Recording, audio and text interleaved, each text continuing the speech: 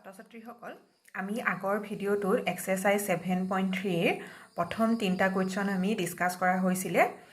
আজি মই ভিডিঅ'টোত তাৰ পিছৰ পৰা কেইটামান কোৱেশ্চন মই বাছি লৈছো ইয়াৰে মই কোৱেশ্চন নাম্বাৰ 6 টো লৈছো কোৱেশ্চন নাম্বাৰ 6 ত দিছে ফাইন n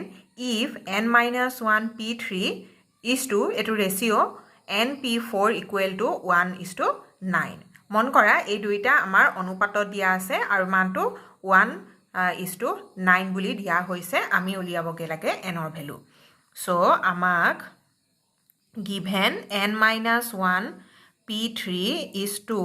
np4 equal 1:9 এতিয়া আমি ইয়াত যেটো আমাৰ npr যেটো ফৰ্মুলা হেতু আমি ইউজ কৰিম npr equal to কি হয় n factorial divided by n minus r factorial এতিয়া এটো ব্যৱহাৰ কৰিলে লক্ষ্য কৰিবা এই লাইনটোত ইয়াত আমাৰ এটো npr হলে n to n-1 আৰু r হৈছে 3 গতিকে ওপৰত আহিব n factorial so ইয়াত n-1 factorial divided by n minus r ইয়াত আহিব আমাৰ n-1 মন কৰিবা ইয়াত n ৰ জায়গাত আমাৰ n-1 আছে minus r means 3 factorial অনুপাত ratio npr n factorial divided by n minus 4 factorial equal এটো আমি লিখিব পাৰো 1:9 ক লিখিব পাৰো 1/9 so a part অলপ simplify আমি কৰি লওঁ n-1 factorial divided by n minus 4 factorial is to n factorial divided by n minus 4 factorial equal 1/9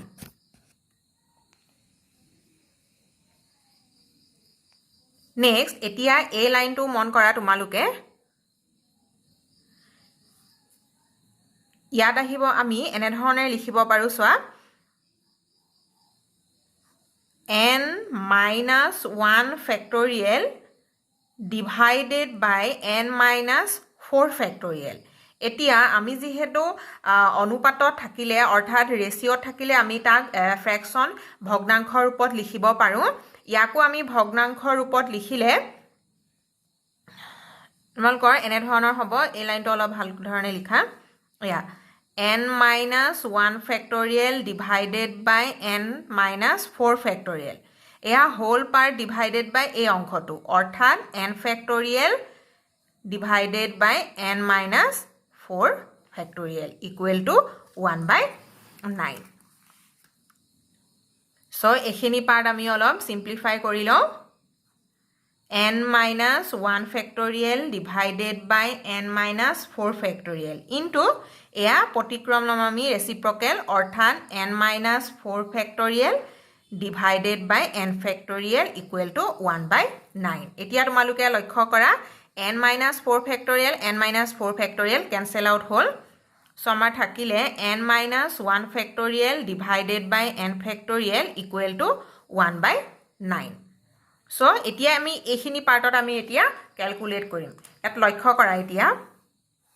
আমি এটা পাইছিলো যেটো আমাৰ ফ্যাক্টৰিয়েল নোটেশন আমি যেতিয়া পঢ়িছিলো যে n factorial equal to n into n-1 factorial বা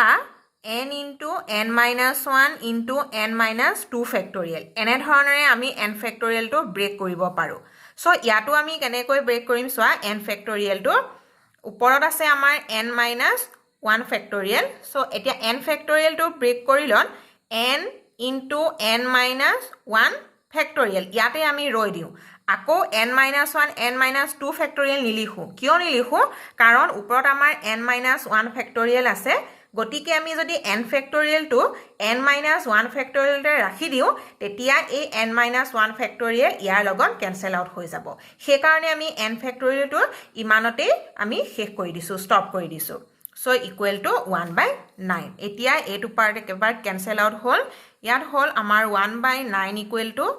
1/n equal to 1/9 so therefore n ৰ ভ্যালু আমি কি পালো 9 এটোৱে হৈছে আমাৰ সলিউশনটো সো এই ধৰণৰ কোৱেশ্চন কিটা অলপ ইম্পৰ্টেন্ট তোমালোকে ভালদৰে অলপ প্ৰেক্টিস কৰিব লাগিব ইয়াৰ পাছত আমি চাও কোৱেশ্চন নাম্বাৰ 7 কোৱেশ্চন নাম্বাৰ 7 ও প্ৰায় একেই কোৱেশ্চন 6 ৰ নিচিনা ইয়াত দুটা কোৱেশ্চন আছে মই 1 নম্বৰ কোৱেশ্চনটো লৈছো কোৱেশ্চন 7 ৰ 1 ত দিছে যে given 5pr equal to 2 into 6pr minus 1 আমি ইয়াৰ r ৰ ভ্যালু ক্যালকুলেট কৰিব লাগে r ৰ ভ্যালু আমি ফাইন্ড আউট কৰিব লাগে সো ইয়াটো আমি বোথ সাইড আমি npr ফৰ্মুলাটো ইউজ কৰিব পাৰিম ইউজ কৰিলে 5pr npr ইউজ কৰিলে আমাৰ কি হ'ব n ফেক্টৰিয়েল অৰ্থাৎ 5 factorial divided by n minus r অৰ্থাৎ 5 minus r factorial equal to এফালেও কৰিলো 2 into npr অৰ্থাৎ 6 factorial divided by 6 minus r minus 1 ইয়াত মন কৰিবা ইয়াত r ৰ জাগাত r minus 1 আছে গতিকে n ৰ পৰা অৰ্থাৎ 6 ৰ পৰা আমি r minus 1 টো সাবট্ৰেক্ট কৰিছো এয়া 5 factorial divided by 5 minus r factorial equal 2 into a part to আমি অলপ simplify কৰিলে লক্ষ্য কৰিবা এয়া 6 minus r minus 7 se plus 1 অৰ্থাৎ 6 plus 1 7 minus r factorial so এতিয়া আমি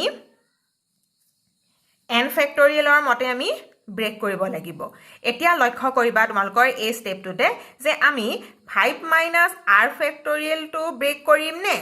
7 minus r factorial টো আমি n factorial ৰ মতে ব্ৰেক কৰিম এতিয়া কোনটো ব্ৰেক কৰিলে আমাৰ সহজ হ'ব পাছৰ ক্যালকুলেশন খিনি সেই কথাটো তোমালোকে কেনেকৈ ধৰিব পাৰিবা লক্ষ্য কৰা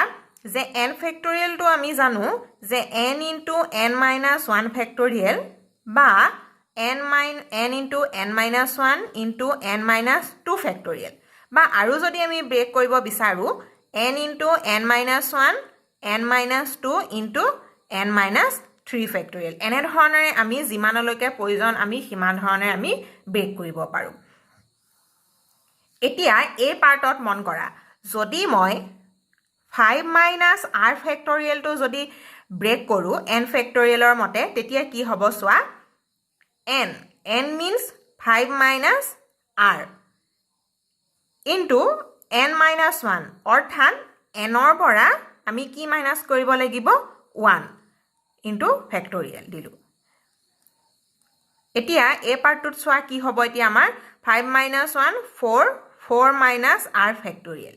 আমাৰ মিলা নাই এফালে আমাৰ 7 minus r factorial আছে সো আমি 5 minus r factorial টো আমি n factorial ৰ মতে ব্ৰেক কৰিলন আমাৰ এই ৰাইট হ্যান্ড সাইডৰ টাৰ্মটো লগত আমাৰ মিলা নাই সো এতিয়া আমি কি কৰো 7 minus r factorial টো আমি ব্ৰেক কৰি চাও এতিয়া ইয়াত কি হ'ব লক্ষ্য কৰা n মানে হৈছে 7 minus r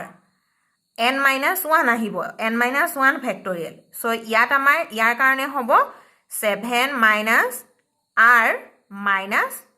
1 এতিয়া লক্ষ্য কৰা ইয়াত এতিয়া কিমান আহিব 6 minus r বিয়োগ কৰিলে আকৌ যদি মই আৰু এটা টাৰ্ম লৈ লওঁ অৰ্থাৎ এই টাৰ্মটো n minus 2 কৰিলে কি হ'ব সোৱা n আছিল আমাৰ 7 minus r তাৰ পৰা আমি আকৌ minus 2 কৰিলো এতিয়া এটো কৰিলে কি হ'ব সোৱা 5 minus r factorial হৈ যাব সো আমাৰ মিলি গল কাৰণ লেফট হ্যান্ড সাইডে আমাৰ 5 minus r factorial আছে সো আমি 7 minus r factorial টো আমি n factorial ৰ মতে ব্ৰেক কৰিলত আমাৰ এই টাৰ্মটো আহি গৈছে আহি গলত আমাৰ ক্যান্সেল আউট হৈ যাব সেই ধৰণে আমি চাই লৈ কোনটো আমাৰ ব্ৰেক কৰিলে এই ইটু লগত আমাৰ ক্যান্সেল আউট হ'ব সেই কথাটো তোমালোকে অলপ জানিব লাগিব আৰু হেতু ক্যাচ কৰিব পাৰিব লাগিব সো আমি এটো আমাৰ ব্ৰেক নকৰো 5 minus r factorial এনেকেই থাকিলে 7 minus r factorial টো আমি ব্ৰেক কৰিব পাৰো সো আমাৰ ব্ৰেক কৰিলত হল 7 minus r into 7 minus r minus 1 into 7 minus r minus 2 factorial ইয়াতে ৰৈ দিলু কাৰণ মোৰ এই লাইনটোতে আমাৰ এই পাৰ্টটোতে 5 minus r আহি গৈছে এতিয়া এয়া 5 minus r factorial এটো 5 factorial থাকি গৈছে 2 এতিয়া লক্ষ্য কৰা 6 factorialকো আমি 5 factorial মতে লিখিব পাৰো কেনেকৈ 6 into 5 into 4 into 3 into নিলিখো কাৰণ ইয়াত 5 factorial আছে সো মই ইয়াতে 5 factorial তে মই ৰৈ দিলো এয়া এটো পাৰ্ট আহিব 6 minus r into ইয়াত আহিব 5 minus r factorial এতিয়া 5 minus r factorial 5 minus r factorial cancel out ইয়াত এতিয়া 5 factorial cancel out so ইয়াত আমাৰ 1 equal to air 12 into 1 by 7 minus r into 6 minus r এখিনি আমি এতিয়া অলপ সিম্পলিফাই কৰিলে r ৰ ভ্যালু পাম 7 minus r into 6 minus r equal to 12 এতিয়া এখিনি পাৰ্ট আমি মাল্টিপ্লাই কৰি দিও 7 6 are 42 minus 7r minus 6r minus 7 se plus r square equal to 12 so আমি এতিয়া এটো পালো অলপ হজাই লও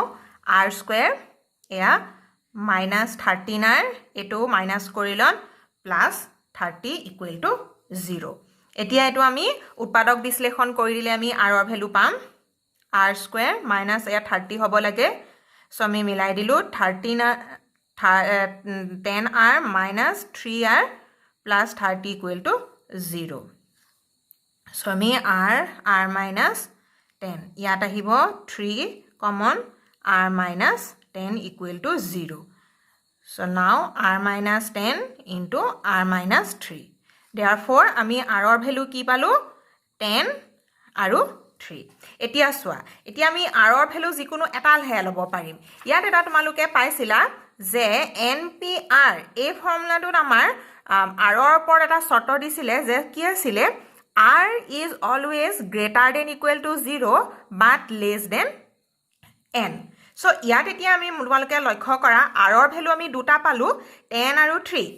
ইয়াত এতিয়া সোয়া n কি আছিল 5 6 গটিকে r ৰ ভ্যালু কি হ'ব লাগিব n কে অৰ্থাৎ 5 বা 6 কে কি হ'ব লাগিব হৰু হ'ব লাগিব হে কাৰণে আমি ইয়াত লিখিম যে since r is less than equal to 0 greater than equal to 0 but less than n so r ৰ ভ্যালু আমি কি লম 3 লম কাৰণ এই r ৰ ভ্যালু 3 এহে আমাৰ এই কন্ডিশনটো স্যাটিসফাই কৰিছে ইয়াত n ৰ ভ্যালু আছিল আমাৰ 0 n ৰ ভ্যালু আছিল 5 or 6 দুটা আছিল আমাৰ দুইটা সাইডে সো r ৰ ভ্যালু আমি কোনটো ললো 3 এ আছিল আমাৰ 7 or 1 ৰ সলিউশন তে তোমালোকে 2 নম্বৰ r ৰ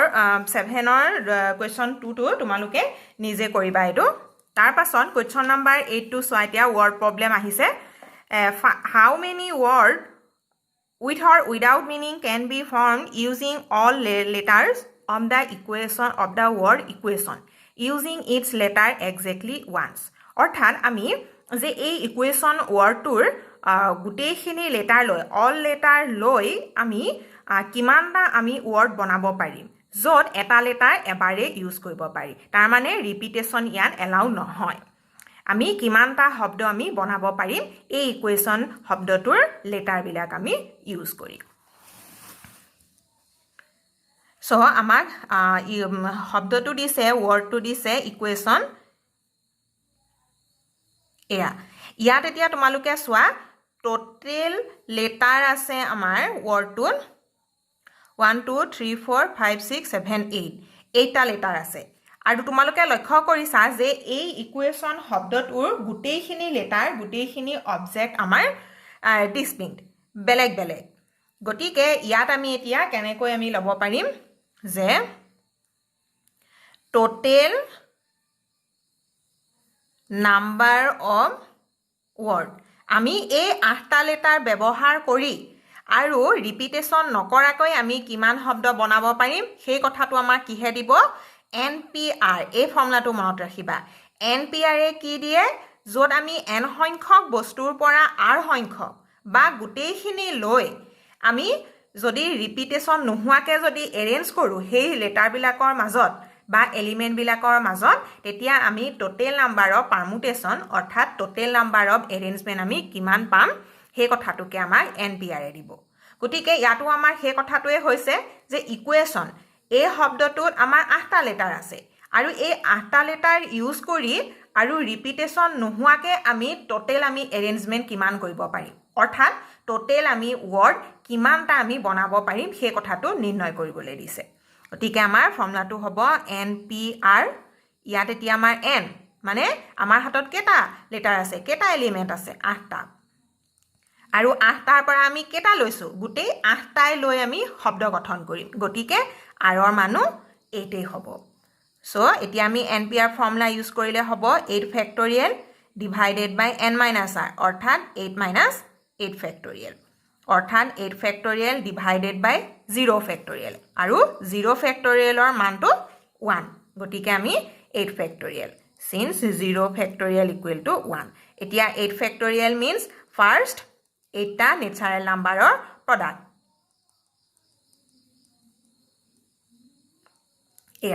ইয়াত তোমালোকে নিজে আনসাৰ উলিয়াই চাবা ইয়াত যেটো ওলাব ইমানটা সংখ্যায় আমি ৱৰ্ড গঠন কৰিব পাৰিম সো 8 নম্বৰ কোৱেশ্চনটোৰ সলিউশন আমি এনে ধৰণে কৰিব পাৰো তোমালোকে পাৰ্মুটেশ্যনৰ ৱৰ্ড প্ৰবলেম বিলাক খুব সাৱধানে কৰিবা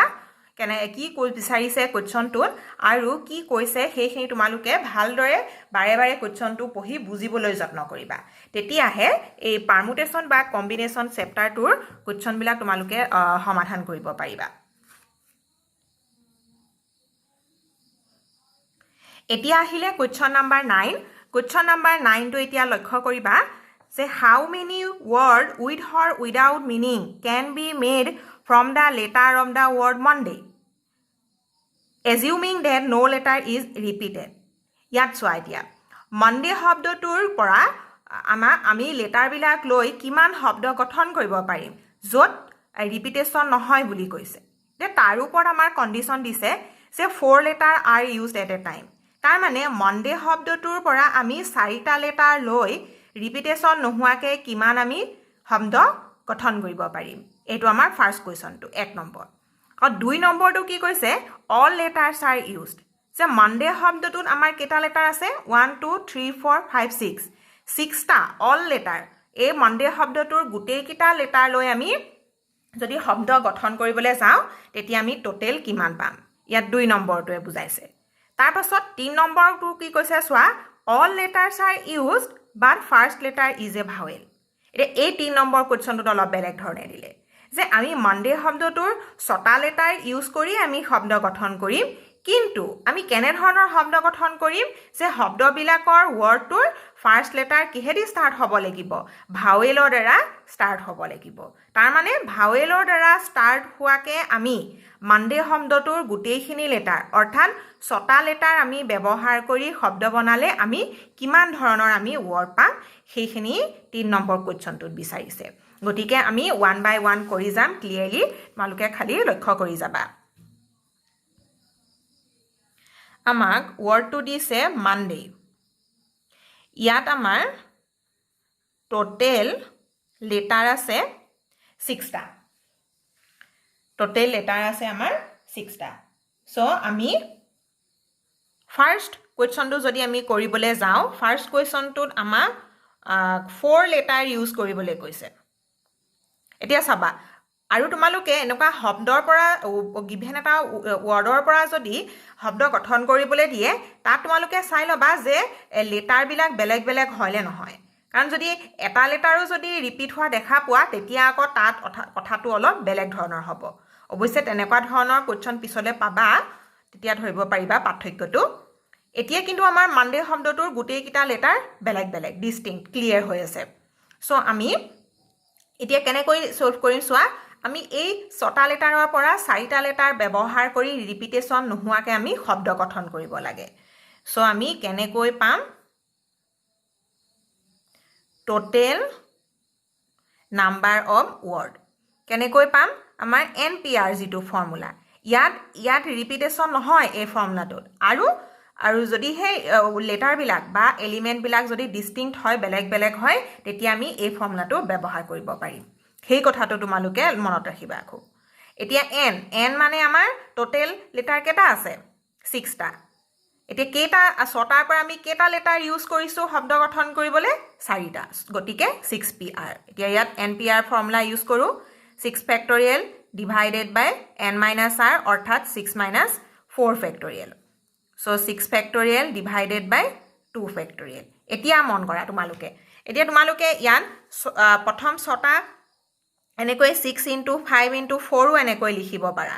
আৰু 2 ফেক্টৰিয়েলটো 2 * 1 লিখিব পাৰা কিন্তু ইয়াত যেহেতু মোৰ 2 ফেক্টৰিয়েল আছে গতিকে 6 ফেক্টৰিয়েলটো মই এই 2 ফেক্টৰিয়েলতে মই ষ্টপ কৰি দিলো আৰু এয়া 2 ফেক্টৰিয়েলটো মই ব্ৰেক নকৰিলো কাৰণ তেতিয়া এইটো কেনসেল আউট হৈ যাব এতিয়া আমাৰ অলপ শৰ্ট হ'ব আৰু ক্যালকুলেশনটো এয়া এইখিনি মাল্টিপ্লাই কৰিলে আমাৰ 6 * 5 = 30 30 * 4 120 120 * 3 360 তাৰ মানে আমি 4টা লেটাৰ ব্যৱহাৰ কৰি শব্দ বনালে আমাৰ 360টা আমি শব্দ পাম এতিয়া আহিলে 2 নম্বৰটোত কৈছিলে যে আমাৰ মানডে শব্দটোৰ 6টা লেটাৰৰ গোটেইখিনি লেটাৰ যদি আমি ইউজ কৰো তেতিয়া আমি কিমানটা শব্দ বনাব পাৰিম এটো এটা আমাৰ সিম্পল কোৱেশ্চন এন্ড এটো কোৱেশ্চন আমি এয়া কোৱেশ্চন নম্বৰ 8 ত আমি সলভ কৰি আহিছিলো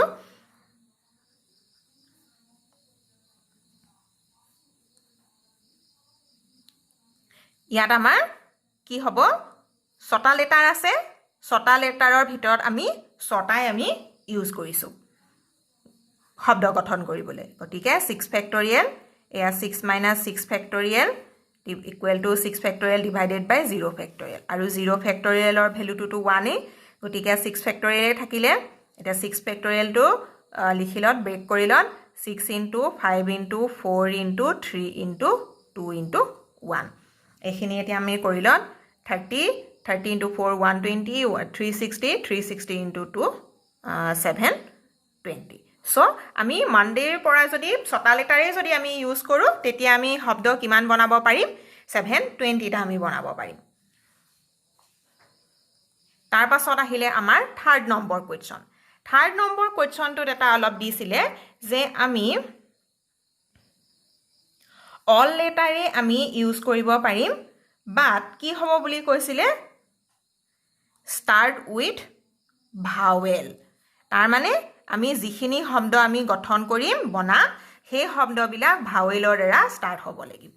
সো এতিয়া আমি সেই কথাটো চাব লাগিব যে মানডে ওয়াৰ্ডটোত আমাৰ কিমানটা ভাৱেল আছে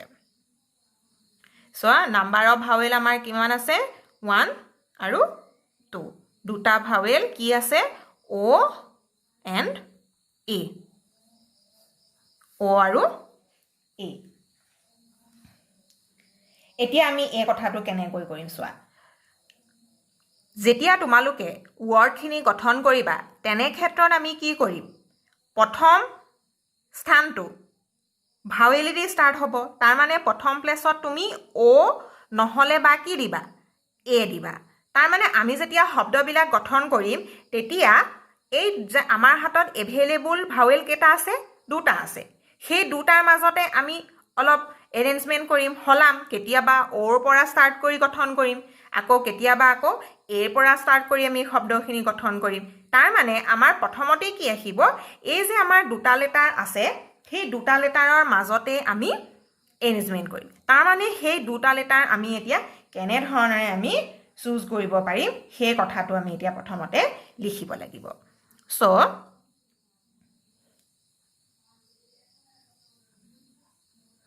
ফাৰ্স্ট লেটাৰ কাৰণ ওয়াৰ্ডটোৰ প্ৰথম লেটাৰটো আমাৰ ভাৱেল হ'ব লাগিব গতিকে ফাৰ্স্ট লেটাৰটো আমি চুজ কৰিব পাৰিম কে ধৰণে চুজ কৰিব পাৰিম দুই ধৰণে চুজ কৰিব পাৰিম কিয় পাৰিম কাৰণ আমাৰ হাতত দুটা ভাৱেলে আমাৰ হাতত আছে এয়া আহিলে আমাৰ দুটা তাৰ পাছত বাকি থাকিলে এতিয়া মন কৰা কেটা জেগা থাকিলে 1 2 3 4 5 কাৰণ এইটো জেগাডোখৰ আমাৰ অৰ্থাৎ আমাৰ শব্দটোত 6টা লেটাৰ যুক্ত আমাৰ শব্দ হ'ব প্ৰথম খালি জেগাডোখৰ আমাৰ ভাৱেলৰ দ্বাৰা স্টাৰ্ট হ'ব আৰু আমি সেই প্ৰথম স্থানডোখৰ প্ৰথম লেটাৰটো আমি কে ধৰণে ফিল আপ কৰিব পাৰিম বা চুজ কৰিব পাৰিম আমি দুই ধৰণে তাৰ পাছত বাকি কিমান থাকিলে আমাৰ 5টা লেটাৰ আমি চুজ কৰিব লাগে বা 5ডোখৰ জেগা আমি ফিল আপ কৰিব লাগে এতিয়া 5ডোখৰ জেগা আমি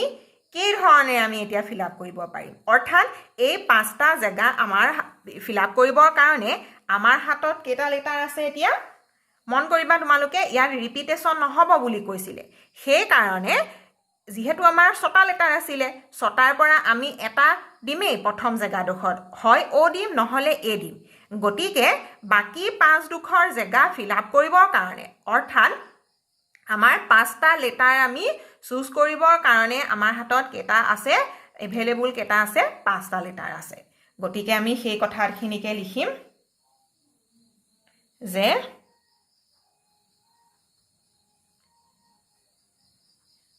remaining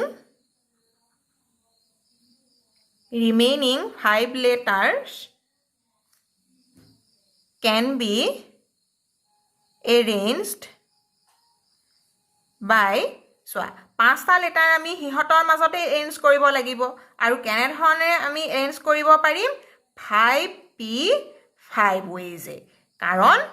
5টা লেটাৰে আছে আৰু 5টাৰ পৰা আমি 5টাই আমি লৈ তাহাতৰ মাজতে আমি এৰেঞ্জ কৰি শব্দ গঠন কৰিব লাগিব সো এতিয়া এনে ধৰণে দুটা কাম কৰা হৈছে এতিয়া লক্ষ্য কৰিবা তোমালোকে আমি এটা দুটা কাম কৰিছো শব্দবিলাক গঠন কৰিবলৈ কাৰণ কে দুটা হল কাৰণ আমাৰ শব্দবিলাক ভাৱেলৰ দ্বাৰা ষ্টাৰ্ট হ'ব বুলি ক'লে গতিকে ভাৱেলৰ পৰা যদি ষ্টাৰ্ট হয় গতিকে প্ৰথম লেটাৰটো আমি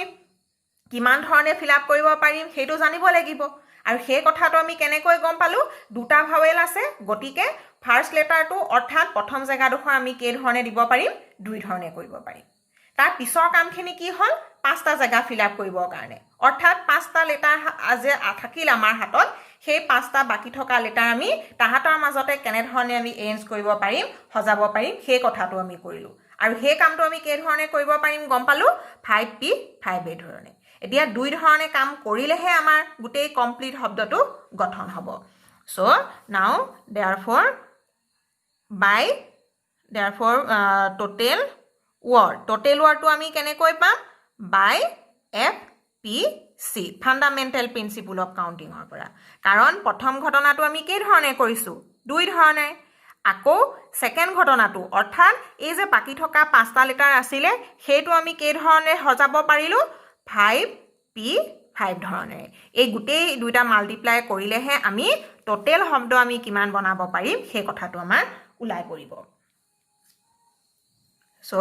আমাৰ ইয়াত ক্যালকুলেট কৰি লন 5 factorial divided by 5 minus 5 factorial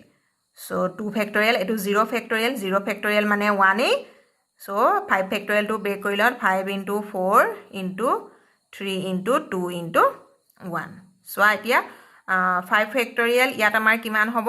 20 এন্ডিছে 120 আৰু 120 into 2 240 টা অৰ্থাৎ ভাৱেলৰ দ্বাৰা ষ্টাৰ্ট হোৱা আমি শব্দ কিমান বনাব পাৰিম 240 টা আমি লেটাৰ শব্দ আমি গঠন কৰিব পাৰিম সো আজি ভিডিওটোত মই ইমানখিনি